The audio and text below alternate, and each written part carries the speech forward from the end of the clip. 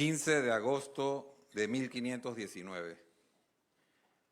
Pedro Arias de Ávila, noble español, conocido como Pedrarias, siguiendo instrucciones de la corona española, selecciona un emplazamiento ocupado por nativos que llamaban al sitio Panamá para fundar una ciudad que se constituyera en sitio de lanzamiento de expediciones en la costa pacífica del continente y centro de acopio y traslado de las riquezas tomadas para trasladarlas a Portobelo en el Caribe y de ahí a España. 500 años después, una metrópoli desplazada por el territorio circundante como colcha de retazos heterogénea, se esfuerza por alcanzar los postulados del arquitecto Jaime Lerner de los pilares fundamentales del desarrollo urbano: identidad, movilidad y sostenibilidad. Buenos días, señoras y señores. Laurentino Cortizo Cohen y la ministra de Vivienda y Ordenamiento Territorial, Inés María Zamudio, hacen extensivo un cordial saludo y el agradecimiento por hacernos partícipe de esta importante actividad. Repasemos brevemente los hechos relevantes de lo ocurrido en nuestra ciudad en el lapso de esos 500 años. Conociendo nuestro pasado, contaremos con mejores herramientas para construir el futuro. Ese 15 de agosto de 1519, Pedrarias funda una ciudad con el nombre de Nuestra Señora de la Asunción de Panamá. Su población era de 100 habitantes. Fue la primera ciudad permanente en la costa americana del Océano Pacífico y fue reemplazo de las anteriores ciudades de Santa María la Antigua del Darién y Acla en el Istmo de Panamá. Un tema recurrente en la historia de la ciudad fue el flujo y reflujo del comercio internacional a través del Istmo. Las referencias históricas disponibles acerca de la traza urbana de Panamá la Vieja son escasas. Los únicos datos de fuentes primarias que por ahora conocemos pueden ofrecernos información acerca del parcelario urbano de la antigua ciudad, y esos son los planos históricos. Parece claro que el trazado urbano de las ciudades fundadas por los españoles se regía por las regulaciones que años después se convertirían en las ordenanzas dictadas por el rey Felipe II en 1573, con calles que se cortaban con manzanas. Entre 1539 y 1563 ocurrieron grandes incendios que devastaron parte de la ciudad. Sin embargo, esto no detuvo su progreso. Ya para 1610 existían al menos 5.000 habitantes y unas 500 viviendas, varios conventos y capillas, un hospital y la catedral dedicada a la Virgen de la Asunción, convirtiéndola en una de las ciudades más importantes de la América española. El otro registro que se tiene de la traza urbana de la ciudad es el plano realizado por Cristóbal de Roda en 1609. Se aprecia la uniformidad del trazado alrededor de la Plaza Mayor y el considerable aumento de las parcelas al alejarse de ella. También se puede observar el crecimiento de la ciudad sobre el sector oeste y una porción de la zona noroeste. El 28 de junio de 1671, el pirata Henry Morgan, con un grupo de 1.400 hombres, se traslada por tierra desde el Caribe y asalta la ciudad, que ya se encontraba incendiada por los mismos habitantes, para evitar su saqueo total. El casco antiguo, o casco viejo como se conoce hoy, es el nombre que recibe el sitio donde fue trasladada en 1673 la ciudad de Panamá. Esta nueva ciudad, trazada de forma reticular hacia los 4 puntos cardinales, se caracterizó por la forma axial de sus calles y pórticos, lo cual le valió ser considerada un modelo clásico de ciudad en la América colonial. A diferencia de la antigua ciudad, el casco antiguo tuvo una mayor planificación que iba acorde con las leyes de la corona española. Se diseñó una retícula definida, se edificaron iglesias, Plaza Mayor, edificios gubernamentales, cerca de 300 viviendas para los habitantes, sobre todo familias pudientes de la época, y una muralla de defensa que excluía el resto de la población y que la hace la única ciudad española amurallada en el Pacífico continental. Tras ayudar a Panamá a separarse de Colombia en 1903, Estados Unidos se hace con los derechos a perpetuidad de una franja de 16 kilómetros de ancho a cambio de $10 millones y una renta anual de $250.000. Se le llamó Zona del Canal de Panamá. Este enclave de 1.295 kilómetros cuadrados, colindante con el extremo pacífico de la ciudad de Panamá, cuyo diseño urbanístico de primer mundo fue realizado y administrado por los Estados Unidos, se convirtió en una extensión de la ciudad, pero limitada, ajena y desigual. Para recibir la enorme cantidad de trabajadores provenientes de diversos países, atraídos por la magna obra, se empezó la construcción de barracas nuevas en los campamentos de la zona del canal.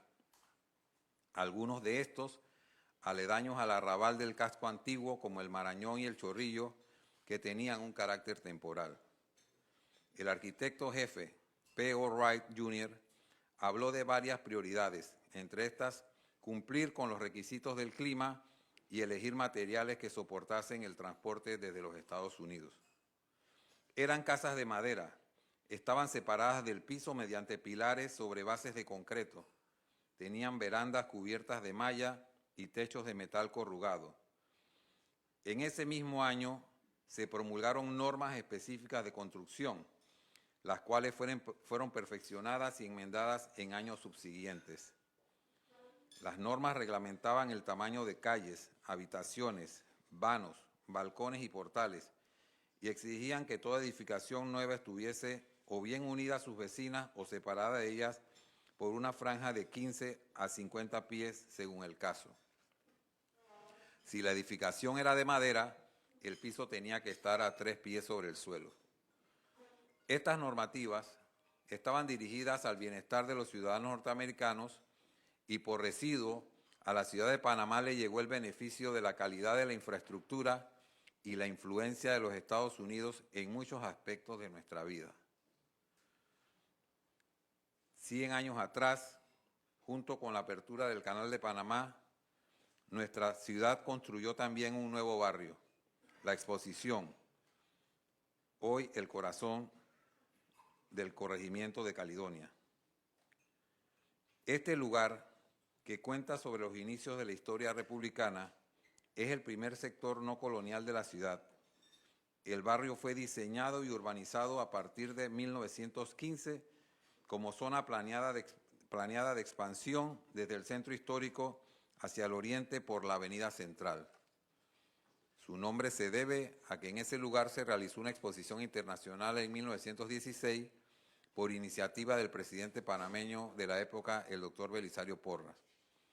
Fue un sector debidamente planificado con amplias avenidas sobrediseñadas para su época, con espacios públicos y una costanera predecesora de la cinta costera. Algunas familias adineradas ubicaron sus residencias en el nuevo barrio por las limitaciones de crecimiento del casco antiguo. Con el progreso económico derivado del Canal de Panamá, nuevas viviendas son requeridas y en terrenos colindantes con la playa de Miramar, sitio exclusivo de esparcimiento, se desarrolla el primer proyecto privado inmobiliario, llamado Bellavista, que por razones de rentabilidad económica descontinúa la expansión planificada de las vías desarrollada por Porras en la exposición. Este desarrollo dejó una gran herencia arquitectónica, el estilo bellavistino, como se conoce a la arquitectura neocolonial que surge en el Istmo durante la primera mitad del siglo XX y que refleja el destino de Panamá como país de tránsito. Quienes diseñaron la mayoría de las residencias en aquellos años eran arquitectos extranjeros, pues Panamá aún no contaba con una carrera de arquitectura establecida.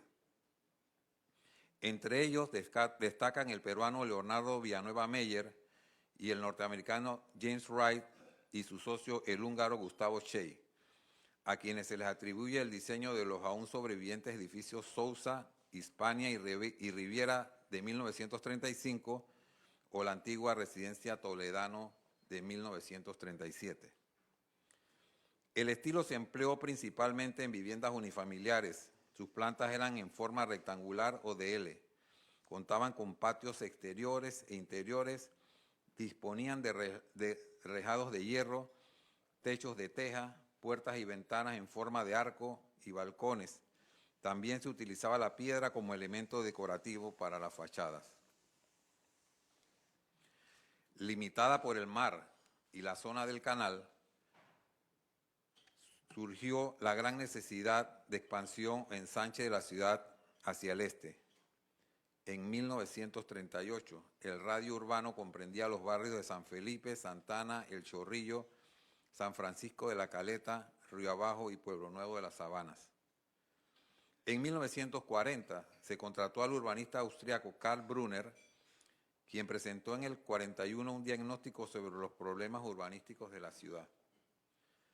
A través del informe sobre el desarrollo urbano y plano regulador de la ciudad de Panamá, realizado por Brunner, el gobierno de turno compra una finca de 70 hectáreas a José Domingo Díaz, representante de Inmobiliaria Unión S.A., por 192.000 balboas, para iniciar la construcción de una urbanización modelo de viviendas para las clases pobres y medianas en el sector de Vistahermosa, que fue diseñada por los arquitectos Ricardo J. Bermúdez y Guillermo de Rux, asesorados por el arquitecto Anatole Solou, experto en vivienda de la Unión Panamericana.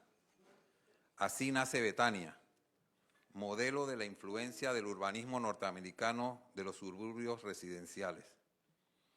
La urbanización se inaugura el domingo 20 de abril de 1947 con 30 residencias, convirtiéndose en la primera ciudad satélite residencial del país y la segunda en América. Fundado en la década de 1950, alguna vez fue el barrio más moderno y exclusivo de Panamá, El Cangrejo. Surgió como una iniciativa privada y era un conjunto de repartos residenciales. Cuenta con ejemplos destacados del diseño tropical influenciado por la arquitectura brasileña, con ventilación cruzada, amplias terrazas, estilo moderno e internacional clásico de los años 50. Había 2 terrenos para parques, uno donde está el Andrés Bello de Vía Argentina y el otro en una de las calles detrás del Hotel El Panamá.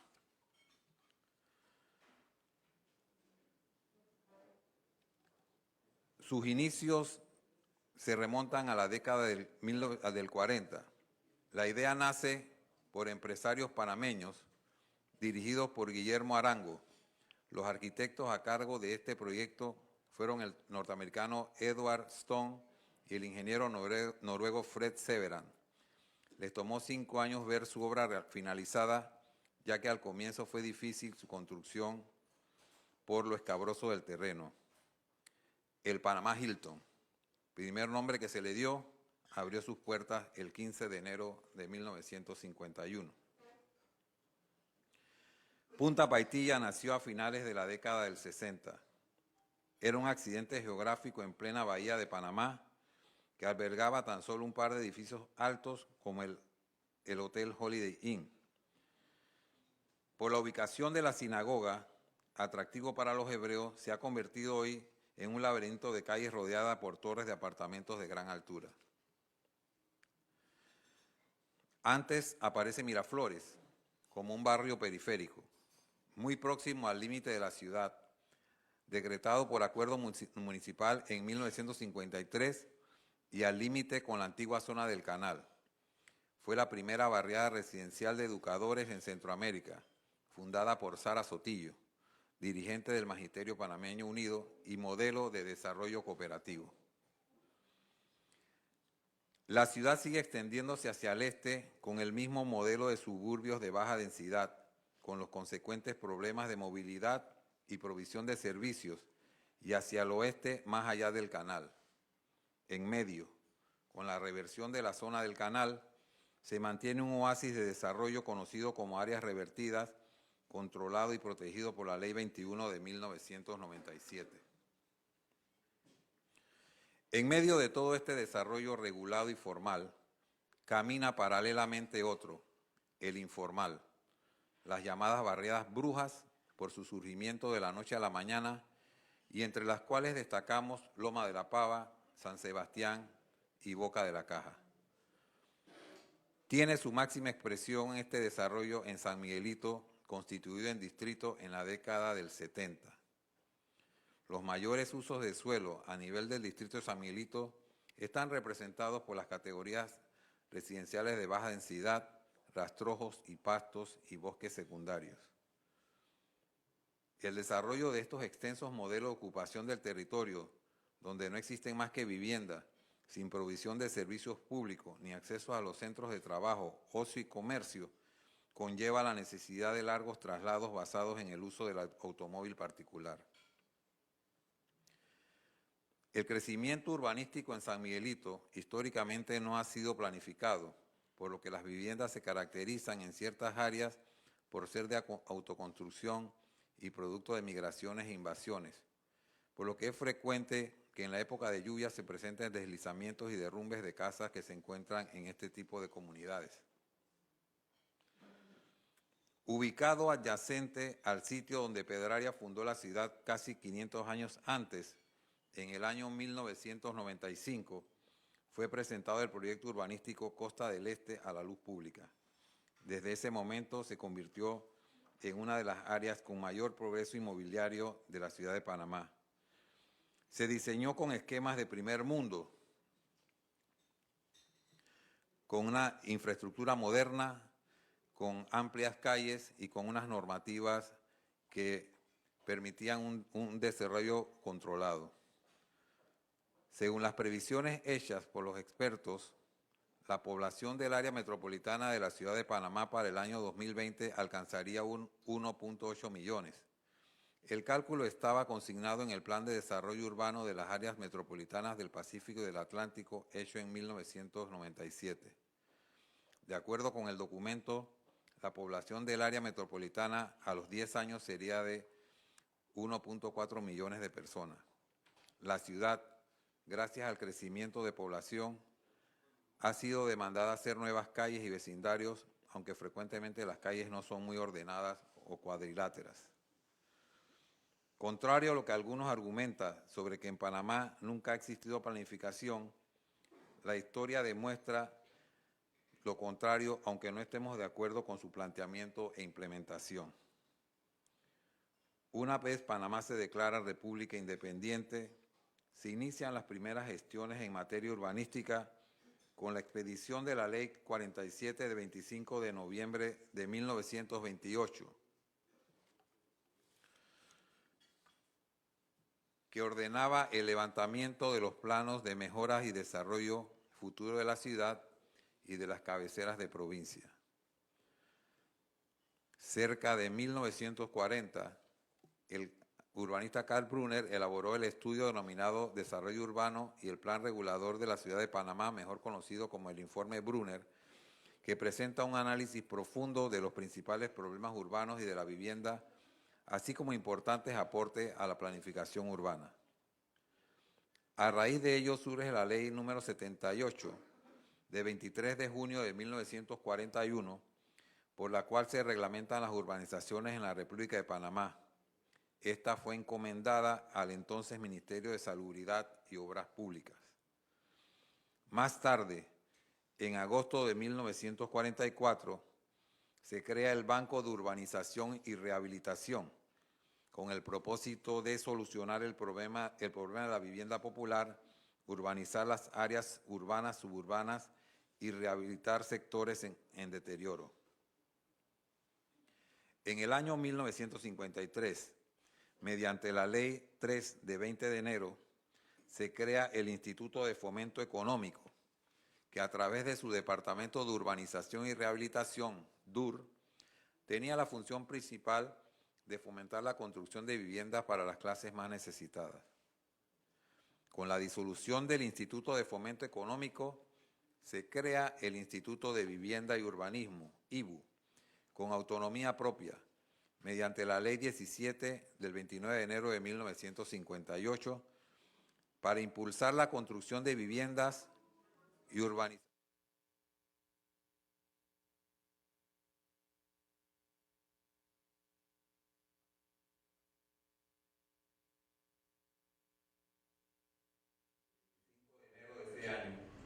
Se crea el Ministerio de Vivienda con la finalidad de asegurar de manera efectiva la ejecución de una política nacional de desarrollo urbano y vivienda. A finales de los años 90 se elaboró el Plan de Desarrollo Urbano de las Áreas Metropolitanas del Pacífico y del Atlántico, Plan Metropolitano, aprobado mediante el Decreto Ejecutivo 205 de 28 de diciembre del año 2000 y recientemente revisado y actualizado, que a través de sus políticas y estrategias de desarrollo establece un ordenamiento territorial apropiado para esta región del país. Con la Ley 61 del 23 de octubre del 2009 se organiza el Ministerio de Vivienda y establece el Viceministerio de Ordenamiento Territorial. Las ruinas de la antigua ciudad todavía se mantienen y son una popular atracción turística conocida como Panamá la Vieja. En el año 2003, la ciudad fue elegida como la capital internacional de la cultura. Actualmente se encuentran en proyecto aprobados en construcción una gran cantidad de edificios que superan los 200 metros de altura e incluso algunos que alcanzan los 300 metros, que estarán incluidos dentro de los 200 rascacielos más altos del mundo. Sus edificios marcarán un nuevo panorama urbano en la ciudad, que se ha convertido en la ciudad de los rascacielos de América Latina. Este año celebramos 500 años de la fundación de nuestra ciudad, 500 años de evolución urbana. ¿Hacia dónde vamos como institución? El Ministerio de Vivienda y Ordenamiento Territorial tiene dos componentes. Uno, el Viceministerio de Vivienda, encargado del desarrollo por autogestión o inversión de todos los programas de vivienda de interés social. Y el Viceministerio de Ordenamiento Territorial, más ligado al sector privado, y está compuesto por 7 direcciones. La instrucción expresa del presidente de la República, Laurentino Cortizo, al honrarme con esta posición, es convertir la misma en facilitadores y por ello estamos revisando todos los trámites que se adelantan en la institución a fin de agilizar los procesos en beneficio de los usuarios a nivel nacional. Estamos estructurados para recibir a las promotoras e inversionistas en nuestra dirección de promoción de la inversión privada, orientar sus proyectos y guiar sus trámites, tanto en nuestra institución como en las otras instituciones relacionadas, hasta llegar a la adjudicación legal del inmueble.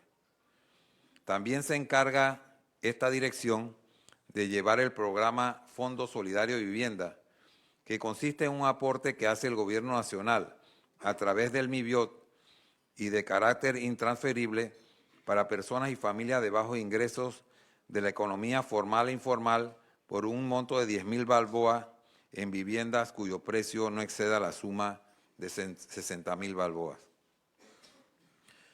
Contamos con una dirección de ordenamiento territorial que se encarga de verificar en forma estratégica a nivel nacional que las urbanizaciones, asentamientos y demás sectores cumplan con brindar una mejor calidad de vida y aporten al desarrollo sostenible de las personas en la sociedad. Aunado a ello, atendemos trámites de zonificación, cambio de códigos, asignación de terrenos y certificación de uso de suelo, entre otros en la Dirección de Control y Orientación del Desarrollo. Todas las direcciones están ligadas. Por ejemplo, la de propiedad horizontal, que se encarga de orientar, acoger y resolver las solicitudes de incorporación al régimen de copropiedad, aprobar el uso o destino del edificio y el nombre bajo el cual se ha de registrar. También verificar en campo mediante la inspección las peticiones según solicitud. Cada dependencia necesita de la otra para trabajar. Tal es el caso de la Dirección de Investigación Territorial, pues a través de ella se establecen normas y reglamentaciones sobre ordenamiento territorial. Se crean medidas necesarias para su cumplimiento en la elaboración y proyectos coyunturales especiales. Todos estos proyectos pueden lograrse con mayor efectividad a medida que se elimine la tramitología en las sedes del MIBIOT a nivel nacional, en cumplimiento con lo prometido por el presidente Laurentino Cortizo. Desde la institución hemos iniciado un proceso de descentralización de trámites.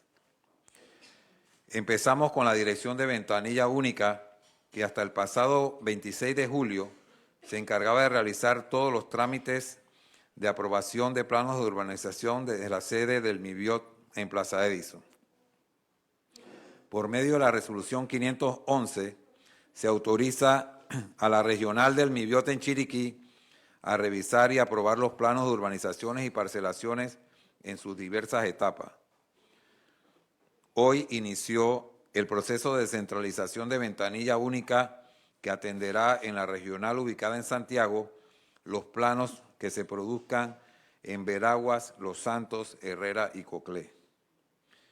Igualmente, se aprobarán regionalmente las segregaciones de lotes. Cerca de 14.000 segregaciones de lotes del interior se atendían actualmente en la sede principal. Estas acciones van encaminadas también para que se puedan realizar trámites de certificaciones de servidumbre en cada provincia. Estos procesos se adelantaban en la sede del MIBIOT de Panamá, incluyendo el pago de las mismas, y para mayor efectividad se ha creado una cuenta en el Banco Nacional de Panamá. En todas las provincias se podrán atender estos pagos. Esta simplificación de trámites abarca a la Dirección de Arrendamientos, que trabaja para que particulares y comerciales registren y formalicen contratos a nivel nacional, de modo que el depósito de garantía, que en la administración pasada se mantuvo en una cuenta común del Estado, vuelva a una cuenta aparte e independiente, a fin de que esté disponible para sus reales dueños, es decir, los arrendatarios y los arrendadores. En conjunto con la Autoridad de Innovación Gubernamental, estamos desarrollando la implementación de trámites digitalizados a nivel nacional.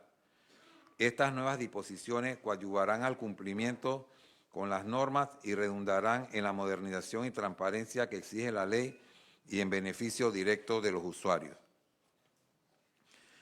Cada proceso se va a fortalecer con legislaciones que incluyen actualizar algunas leyes, como la de arrendamiento y propiedad horizontal y el decreto de reglamento de urbanizaciones, que han quedado desfasadas a través del tiempo.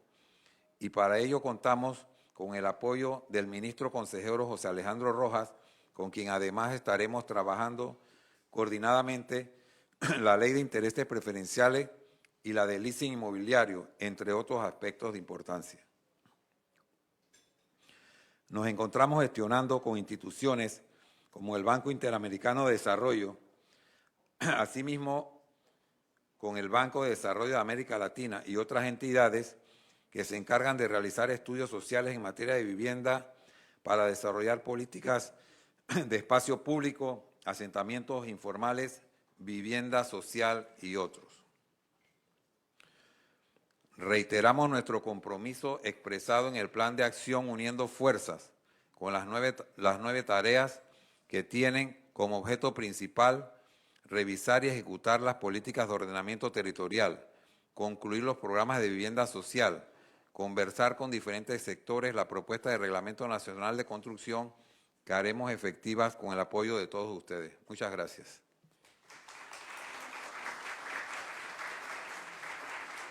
No se vaya, no se vaya. Yo lo invito a sentarse, si gusta acá o si gusta acá, como prefiera.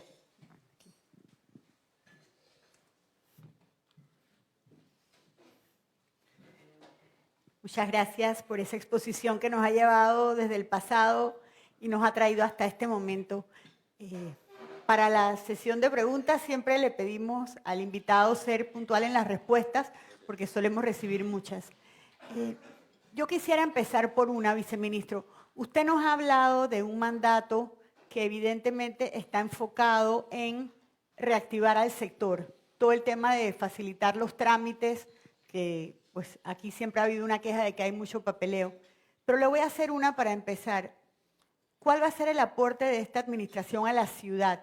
Más allá de la reactivación del sector, ¿cómo va a quedar la ciudad después de esta administración en los planes de ustedes? Sí, bueno, nosotros vamos a darle continuidad a lo elaborado en las políticas de ordenamiento territorial que son a nivel nacional, pero que es necesario que también lo llevemos a la ciudad. Esa colcha de retazos de la que nosotros hablamos, de esa ciudad desigual, vamos a procurar con el concurso de las organizaciones privadas, los gremios, etcétera, vamos a llegar a consensos. Un ejemplo es la situación planteada en el corregimiento de San Francisco.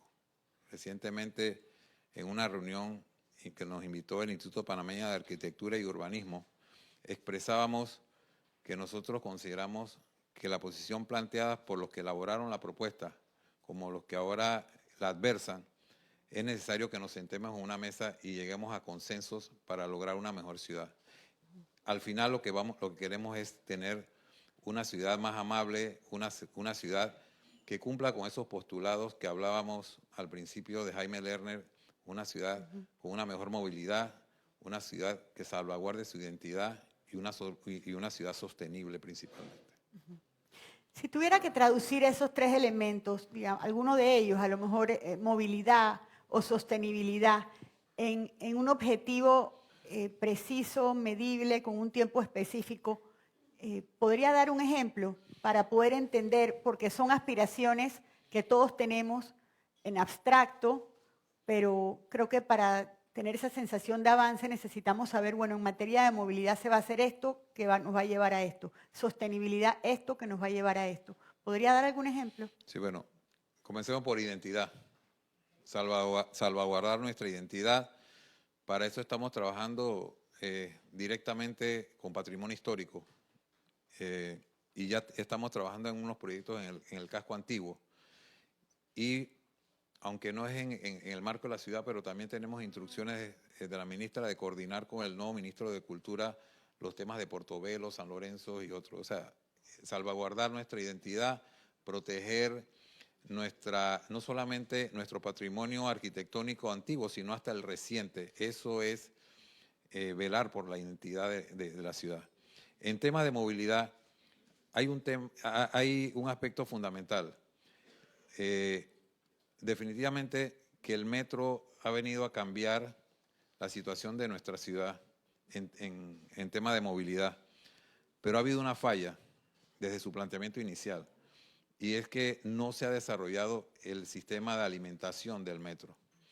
Por eso es que nosotros vemos que a pesar de que se inaugura la línea 2 del metro que le alivia la vida a mucha gente, vemos que el tráfico por la vía Domingo Díaz se mantiene y vemos reacciones de los transportistas de buses quejándose de que el metro le ha robado sus clientes.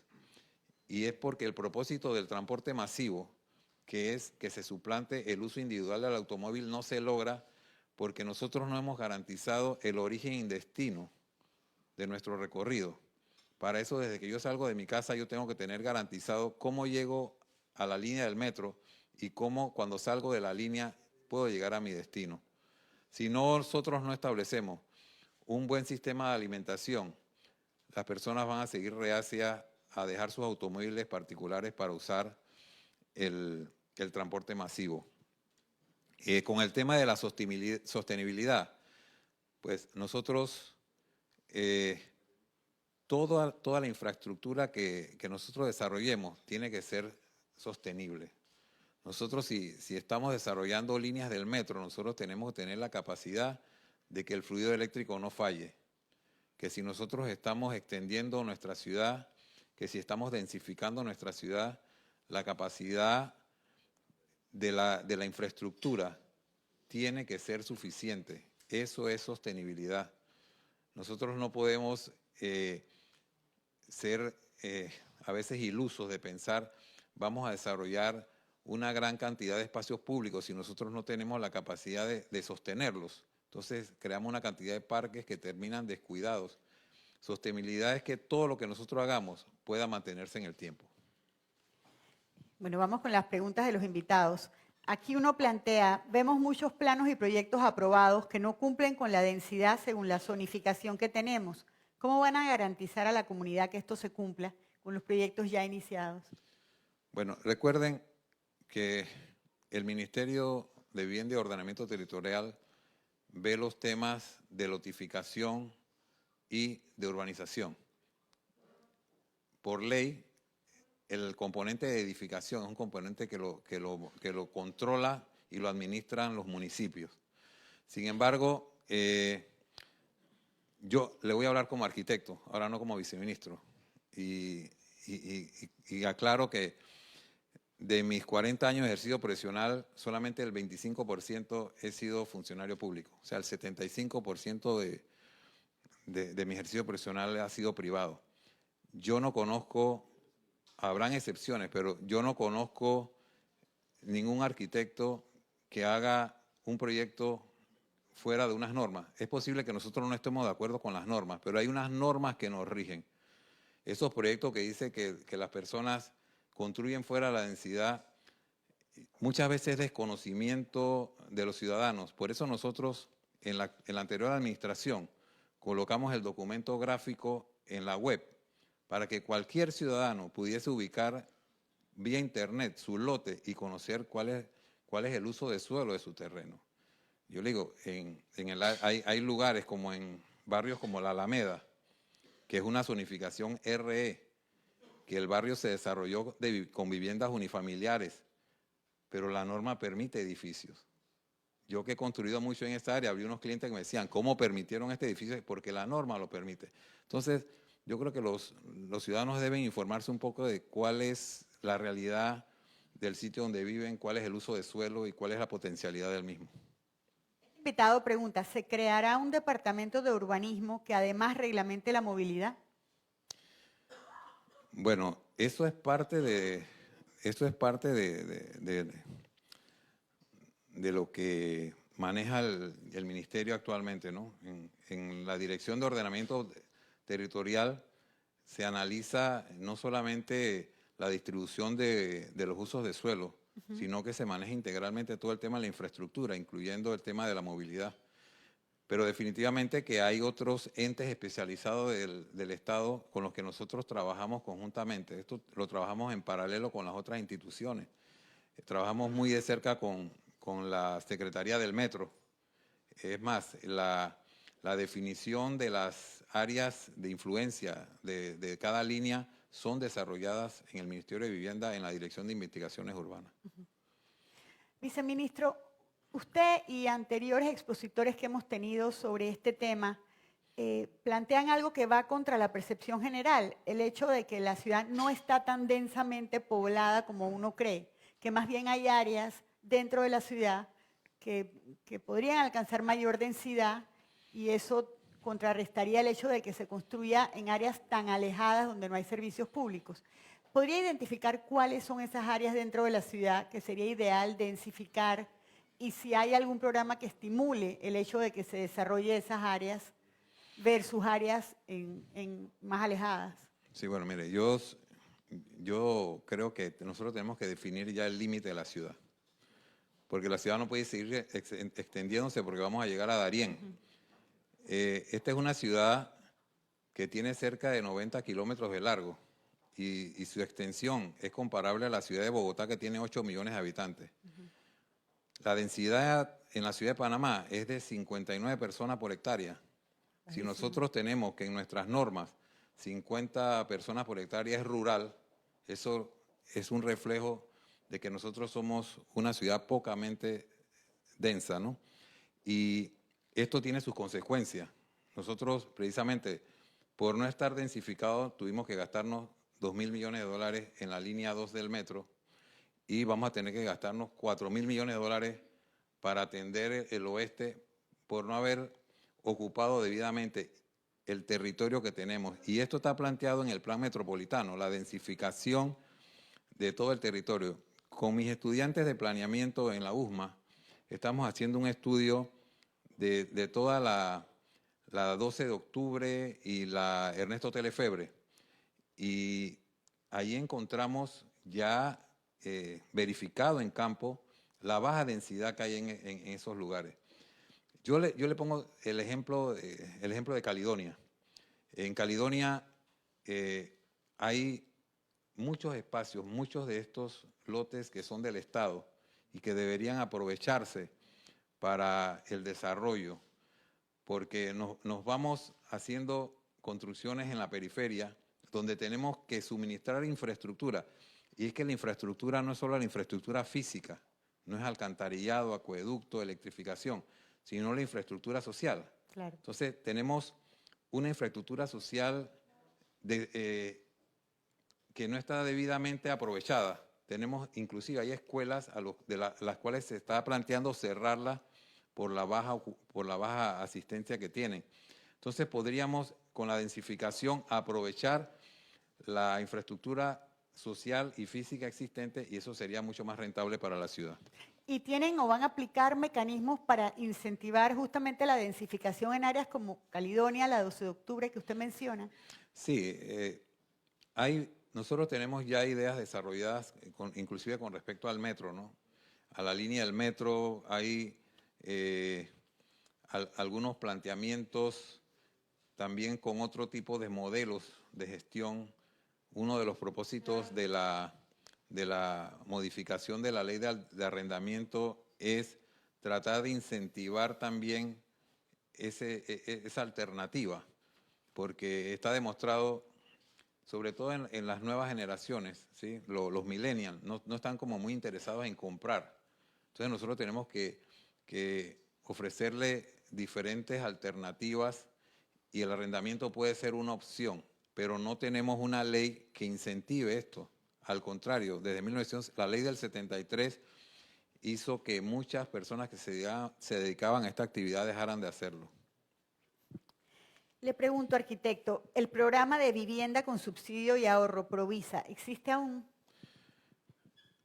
No, ese programa no lo he encontrado. Nosotros tenemos un programa que está relacionado con las cooperativas, ¿sí? Que es un programa mediante el cual el Ministerio de Vivienda financia a las cooperativas para que éstas a la vez desarrollen sus programas de vivienda. Y ese programa sí ya le hemos colocado fondos en los últimos 5 años no se le dio ni un centavo a ese programa. Nosotros estamos ya destinando fondos para el 2020 para ese programa.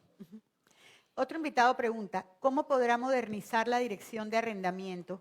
Los depósitos de seguridad no funcionan hoy en día. Sí, bueno, yo lo mencioné. Sí. Lo mencioné porque es increíble, ¿no? Los depósitos de garantía, el ministerio era custodio de esos fondos. Y en la administración pasada de la que participé, eso estaba en una cuenta aparte. ¿Por qué? Porque eso es un pasivo, claro, hablando contablemente. Bueno, el gobierno anterior colocó esos fondos y los puso en la cuenta común del Estado, como si fuera un activo. Eso le ha creado, hay mucha furia y no contenida contra nuestros funcionarios. Ahí les llegan a los pobres y les gritan de todo, porque es lógico. Ahora, cuando usted va a solicitar que le devuelvan su depósito, usted tiene que ir a cobrarlo, como quien dice, al Ministerio de Economía y Finanzas, tiene que inscribirse como si usted fuera un proveedor. Y si usted le debe al Estado, de repente se toman la plata de su depósito. Entonces, lo otro es que para que a usted le paguen, no hacen cheque, sino que le envían el dinero por ACH. Entonces usted tiene que tener una cuenta. Hoy en día tengo 33 personas que reclaman su depósito y no tienen una cuenta. Dice, pero yo cómo voy a ir a abrir una cuenta para cobrar 200 balboas.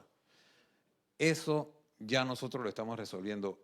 Ya yo lo había conversado con el ministro Alexander, que se escandalizó con esto porque eso es un exabrupto, eso es una ilegalidad. Yo se lo dije al ministro saliente en la transición. Lo que pasa es que usaron una fórmula que tenemos que solucionar, pero anoche con la nueva viceministra de Economía, Nelda Medrano, me informó que antes de los 100 días vamos a tener la nueva cuenta para que volvamos a hacer como se hacía normalmente. Usted deposita ahí cuando usted requiere su dinero. Ahí está. Tenemos 28 millones de dólares guardados en la cuenta común. Le iba a preguntar, ¿ese es el saldo más o menos, 28 millones? No, bueno, no, es que esto se mueve todos los días. Sí, claro, pero el saldo promedio. Sí, el saldo promedio, hay como 28 millones, pero no deberían estar allá porque Claro. se deben, yo creo que más de 10 millones se deben, que vamos a ver cómo nos los van trasladando a la nueva cuenta para irle pagando a las personas. Este invitado pregunta si el gobierno tiene planes de adecuar las infraestructuras pluviales de agua potable, etcétera, al crecimiento inmobiliario. Y quisiera aplicar la pregunta al hecho de densificar ciertas áreas. Eso tiene que estar acompañado de infraestructuras acordes, ¿no? Mire, el tema, yo sé que algunos dirán que exagero, pero puedo hablar con pruebas, ¿no? Yo digo que en gran parte el tema de la capacidad de la infraestructura es un mito en muchos lugares. Okay. Y yo para corroborarlo, en el año 2008, nosotros hicimos un estudio de San Francisco. El estudio en el tema urbanístico estaba dirigido por el arquitecto Tomás Sosa y por el arquitecto Manuel Trute. En el tema de movilidad y tránsito estaba el ingeniero Angelino Harris, y en todo el tema de alcantarillado, acueducto, estaba el ingeniero Ulises Lai. O sea, todos los que conocen el sector saben que les estoy hablando de profesionales de muy alto nivel. Nosotros analizamos San Francisco y nosotros encontramos en San Francisco que utilizando ya los códigos, inclusive los no desarrollados, que para adecuar la infraestructura del barrio se necesitaban 6 millones de balboas. Imagínense, 6 millones de balboas, que sí. ¿Por qué? Porque mucha gente dice, no, que las calles en San Francisco son estrechas. Lo que pasa es que lo que es estrecha es la rodadura. Como es un barrio que se hizo con cunetas abiertas, entonces los autos se estacionan encima de la calle. Pero es importante saber que la mayoría de la servidumbre, que es lo importante siempre en la vialidad, la distancia entre lote y lote en casi todas las calles de San Francisco es de 15 metros. O sea, ahí hay capacidad para adecuar las vías. Angelino Harry proponía cosas muy sencillas. Hagamos que todas las calles de San Francisco sean en una sola dirección. El costo era mínimo, solamente cambiar los letreros de alto y unos letreros de una sola vía, y eso agiliza el tráfico. O sea, tenemos que ser creativos, sobre todo cuando no hay dinero, como estamos ahora en esta administración. Sí. Así es que estamos forzados a ser más creativos de lo normal. Pero le ponía solamente algunos ejemplos de que es cierto, hay algunas calles de San Francisco donde la capacidad del alcantarillado es insuficiente, pero encontrábamos otras donde había capacidad suficiente para conectarse varias cuadras alrededor. Entonces, es una situación de evaluar la situación real, o como ocurría cuando evaluábamos en el Cangrejo. En el Cangrejo la capacidad del alcantarillado está limitada, ¿pero por qué? Por años de no controlar el flujo de las grasas, por no tener las trampas de grasa en los restaurantes. Entonces, como el colesterol en las venas, están esas alcantarillas reducidas a la mitad de su capacidad. Aquí hay un invitado un poco nostálgico y él pregunta, ¿qué planes o cómo puede incentivarse a los dueños de las pocas construcciones bellavistinas que hoy existen? Y yo incluiría ahí también las de la Vía Argentina y el Cangrejo, que me llamó la atención que usted dijo que era un estilo tropical brasilero. Sí. ¿Cómo se hace para incentivar que no se pierdan esas bellavistinas y algunas otras que tienen valor? Bueno, mire, yo reconozco que hubo un error en años atrás, cuando Bellavista se declaró patrimonio cultural. Porque si se quería proteger, tenía que declararse patrimonio histórico. Ya. ¿Por qué? Porque las modificaciones en el patrimonio histórico requieren de una autorización gubernamental. En cambio, cuando se declara patrimonio cultural, si se va a hacer una modificación, usted solamente tiene que ir a anunciarle al gobierno, yo pienso hacer esto. Y el gobierno le puede decir, ay, no lo haga, pero usted está libre de hacerlo o no. Entonces, al declararlo patrimonio cultural, se generó como una ansiedad de los propietarios diciendo, el próximo paso va a ser Histórico. patrimonio histórico, y comenzó una masacre, podemos decir, de edificios hermosos en el barrio, Sí. que la gente los tumbó antes que se los limitaran. Esa declaratoria a nosotros nos sorprendió porque estábamos ya trabajando con un consultor del BID en nuevos modelos de gestión. Y uno de los incentivos que estoy hablando con el BID para ver si retomamos esas ideas. Hay unos mecanismos que se utilizan en otros países que se llama transferencia de edificabilidad. O sea, yo tengo una casa que quiero que se conserve y esa casa tiene un uso RM3. Entonces, ese derecho de edificabilidad yo se lo puedo vender a una persona que tiene un lote que no tiene ese derecho. Eso proveería de recursos a la persona para que pueda mantener la propiedad. Interesante. O sea, son algunos modelos de gestión que tenemos que desarrollar para lograrlo. Y bueno, otro invitado pregunta si no han pensado en incentivos para construcciones verdes, como el uso de energías limpias o construir con menos vidrio los edificios. Pero miren, yo siempre digo que en Panamá la única ley que hace falta es una ley que diga hay que cumplir todas las otras leyes. Yo, ¿verdad? Yo le digo que en la fecha de aniversario de la Sociedad Panameña de Ingenieros y Arquitectos en enero, un día estaba en El Espía y entré a una conferencia sobre aire acondicionado. Creo que era el único arquitecto que estaba ahí, no, tú eras puros ingenieros mecánicos. Y vi que había un reglamento que tenía ya algún tiempo, donde se establecía que todas las edificaciones, ¿sí?, no podían tener en su fachada más de un 40% de vidrio. O sea, alguien no ha aplicado la norma. ¿Y ¿verdad? quién sanciona a ese alguien? Deben sancionarlo.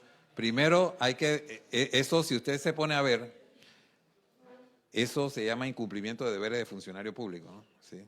Entonces, lo que pasa es que muchas normas ¿Pero qué están ahí. funcionario debía ser el que El sancione? municipio. El municipio. Sí, lo que pasa es que si las personas no conocen la normativa, Claro. ¿sí? Yo no conocía esa resolución. Quizás la resolución cuando la hizo la Junta Técnica de Ingeniería y Arquitectura no se le dio difusión. Pero hay actualmente, ¿sí?, una resolución sobre edificación sostenible, ¿sí?, que se está aplicando y que establece una serie de requerimientos precisamente para el ahorro energético, para los edificios verdes. Eso ya fue recientemente aprobado y se está aplicando. Tal vez no hay respuesta para esta pregunta, pero usted, arquitecto, ¿tiene algún edificio, residencia en Panamá que cuando lo vea diga, todos debían ser así? ¿O este debía ser algo que imitar o que emular, porque por ciertas características propias al ambiente, al clima, yo no sé, a la identidad? Bueno, mire, yo creo que yo partiría porque revisáramos la historia, ¿sí? Cuando nosotros recordamos Colón, cómo eran esas casas con esas aceras cubiertas por los balcones, que a la vez Del casco. en sus espacios superiores eran espacio público. Nosotros hemos ido olvidándonos del clima. Por eso yo le digo a mis estudiantes, cuando ustedes me diseñan esos edificios, con esos balcones totalmente expuestos, y después ustedes pasan a los meses y ven que le pusieron una tolda. Yo digo, ustedes fracasaron como arquitectos. Sí. Claro, porque cuando el usuario resuelve es porque usted no resolvió. Entonces nosotros tenemos que trabajar en nuestras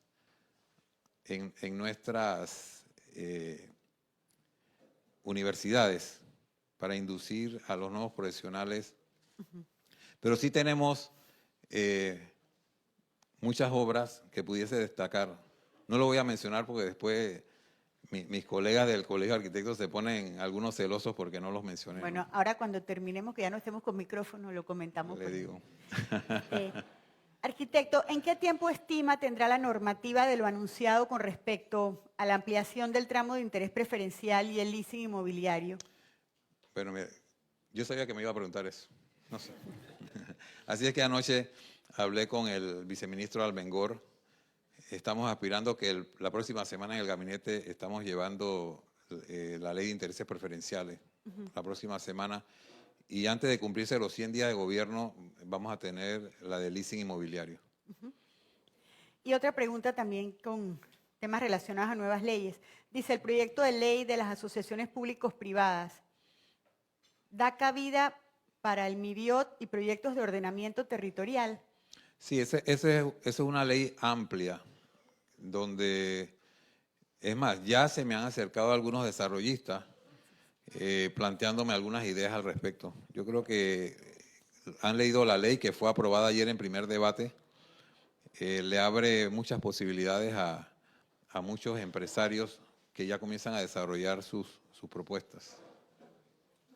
Esta pregunta es sobre un tema que ya tocamos, la vuelvo a plantear por si hay algo que añadir. Dice, nuestro desarrollo urbano ha favorecido el desplazamiento y la desconexión del tejido urbano debido a las barriadas urbanizaciones cerradas.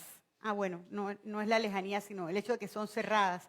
¿Qué planes existen dentro del MIBIOT para favorecer la cercanía y la conectividad en barrios socioeconómicamente diversos? Bueno, mire, traté de expresar de que la presencia norteamericana sigue manteniendo su influencia con respecto al modelo urbanístico. Seguimos teniendo una ciudad hecha para el automóvil. Por eso es que se han desarrollado y se siguen desarrollando los suburbios. Ya los Estados Unidos va de regreso de eso. Por eso ahora nosotros vemos de moda en Estados Unidos el neurbanismo. El neurbanismo no es otra cosa que el modelo europeo. Y las pocas muestras que nosotros podemos indicar del modelo europeo es vía Argentina. Por eso a los extranjeros, los europeos, les gusta mucho vivir en el sitio, porque la gente vive arriba y en la planta baja desarrollan sus actividades de todo tipo. Ese modelo es lo que yo le planteaba a las personas en el IPAUR el día que hablábamos sobre San Francisco. San Francisco puede tener muchos edificios modernos, pero no es amable. No, San Francisco, el barrio, no es un barrio para caminarlo. No existen las condiciones. Entonces, sigue siendo un barrio de automóvil. Teniendo gran actividad comercial en casi todo el barrio, todavía la gente para desplazarse no existen las condiciones que usted puede decirle a un niño, vaya seguro por esta acera. Tenemos que rescatar eso. Sí. Bueno, justamente este invitado plantea una preocupación en ese sentido. Dice, ¿cómo puede el MIBIOT apoyar las normas que eliminen los requisitos de espacio de estacionamientos en las nuevas normas de desarrollo? Bueno, mire, esa es la gran discusión. ¿Sí? El tema es que los apartamentos se achican cada vez más y los estacionamientos no se pueden achicar. Un estacionamiento en un edificio de varias plantas requiere alrededor de 35 metros por estacionamiento. O sea, lo que es el sitio donde se estaciona más las vías y las rampas. Así que imagínense, aproximadamente 35 metros. Y ahora ya estamos haciendo apartamentos de 50 metros. O sea que casi el 30%, 40% de su apartamento es el estacionamiento. Un apartamento para el automóvil y uno para la familia. Sí, yo creo que a muchas personas les va a convenir comprarse un carro casa y tener a alguien viviendo allá en el estacionamiento. Pero mire, yo soy creyente de que en la línea del metro nosotros tenemos que desarrollar modelos de edificios sin estacionamiento. Yo lo fui a ver en Medellín y eso, uno dice, sí, pero ¿cómo hace la persona que tiene? Bueno, pero no te mudes ahí. Yo creo que todos son productos, ¿verdad? Si yo tengo estacionamiento, entonces no compro un apartamento ahí o no vivo allí. Pero las personas, que es la mayoría de la población que no tienen automóviles, tendrían una opción donde usted, imagínese que usted pueda reducir el costo del apartamento en un 20-30% eliminando el estacionamiento. Son temas para pensarlo y discutirlo. No Definitivamente. creo en llegar a imponer nada. Siempre lo hice durante toda la administración. Así hicimos la ley de urbanismo con 35 personas de todos los sectores hasta enfrentados y llegamos a construir y elaborar esta ley que la vamos a revisar también nuevamente. Bueno, este invitado tiene una idea que no sé si es genial o no, usted dirá. Dice, se planea dar una concesión para una carretera de peaje de Chorrera a Coronado.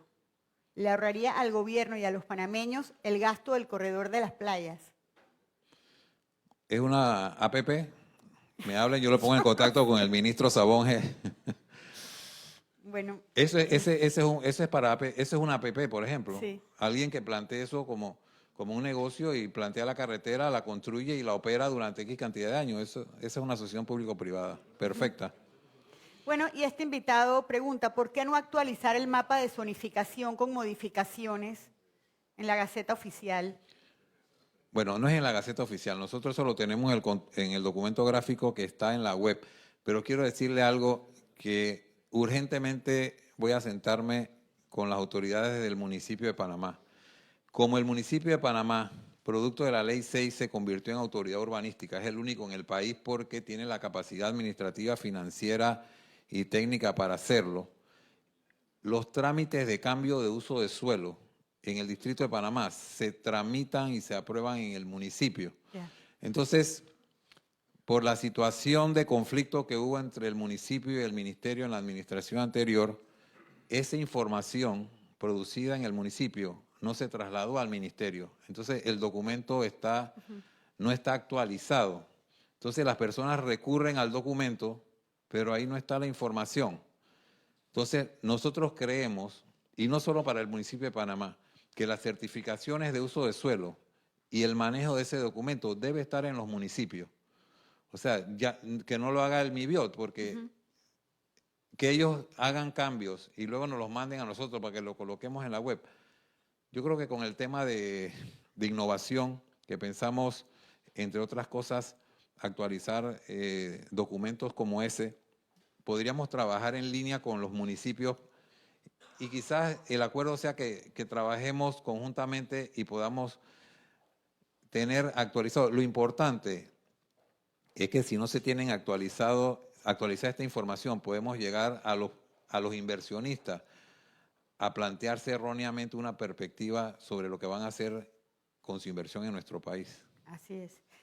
Sí, bueno, este invitado tenía otras dos preguntas que demuestran que la ciudadanía no tiene clara la línea divisoria entre el MIBIOT y el área en particular que usted administra con la municipalidad, porque dice, hay barrios que requieren de estudio de suelo, ambiente, de situación de agua antes de seguir aprobando proyectos, y otro que dice comercios reportados en el municipio que están operando en áreas residenciales. Son temas municipales, ¿verdad? En su mayoría, pero quiero indicarle algo. Nosotros hicimos la ley 6, nosotros no iniciamos su implementación. Cuando llegó el gobierno de Ricardo Martinelli, postergó la implementación de la ley para el año 2014, por lo tanto el municipio de Panamá se convirtió en autoridad urbanística a partir del 2014. Sin embargo, por esa pugna que ya indiqué, nunca hubo esa relación entre ministerio y municipio para que ese traslado fuera ordenado. Entonces, ¿qué sucedía? Y le hablo como usuario. Yo iba a hacer un trámite al municipio y me decían, no, eso es en el MIBIOT. Cuando iba al MIBIOT dije, no, ese es el municipio. Entonces teníamos a los usuarios en ese limbo. Así es que nosotros ya le vamos a dar formalidad. O sea, el municipio de Panamá, por ley, podría asumir responsabilidades inclusive de aprobar los planos de urbanización, pero ellos no tienen la capacidad y la organización para eso. Entonces ellos han asumido algunos de los trámites. Nosotros y sobre todo para la claridad de la ciudadanía, nosotros vamos a hacer resoluciones donde decimos el municipio de Panamá o el municipio de David, el municipio de Chitré, pueden hacer certificaciones de uso de suelo, ¿sí? Ya. ¿Por qué? Porque ya cumplieron con lo que dice la ley, porque la ley dice claramente que esas facultades serán transferidas por el Ministerio de Vivienda, no que ellos la asumen directamente, que fue la pelea que había, ¿no? El alcalde decía, no, yo soy la autoridad, entonces yo lo hago, pero entonces había otras cosas, ¿y por qué esta no la hace? Ah, no, porque esa yo no la hago. Entonces, esa situación de incertidumbre la entiendo, y entiendo la pregunta que hace la persona porque yo mismo lo he vivido. Ya. Le quiero agradecer muchísimo, arquitecto, como dije, primero por aceptar el cargo, que sabemos que son cargos complicados, y invitarlo a que en ese esfuerzo, y que también hay como mucha presión de los electores de incentivar el crecimiento y promover la construcción, por supuesto que sí se necesita, y qué bueno que eliminen el papeleo y que reduzcan los trámites, pero ojalá que también cumplan, y quién mejor que usted que tiene toda esa experiencia en orientar para que esta ciudad se vuelva cada vez más amable en otras áreas. Ahora, con motivo de los 500 años, tantas fotos, tantos paisajes hermosos de la ciudad de Panamá, pero también hay muchos otros que sabemos que no se pueden mostrar porque son realmente caóticos. Así que, nada, invitarlo a que deje esa huella, que se ve que usted tiene la vocación por las cosas bien hechas. Muchas gracias. Muchas gracias a ti por la invitación y a todos por haber venido a acompañarnos esta mañana. A todos los que están aquí, que seguramente son suscriptores del diario La Prensa, que como saben es un medio que necesita el apoyo de todos los que creen en información independiente, en información fresca, en información responsable. Así que si hay alguno aquí que no es suscriptor, que no cree en papel, de pronto hay suscripción digital. Realmente los invito a suscribirse. La suscripción cuesta $55 al año. A cambio de eso usted recibe información gestionada con responsabilidad, con independencia y con una vocación de formar ciudadanía. Muchísimas gracias por madrugar, muchísimas gracias, arquitecto, y a nuestros patrocinadores Banco Nacional, Dólar y Mafre. Muchísimas gracias. Gracias.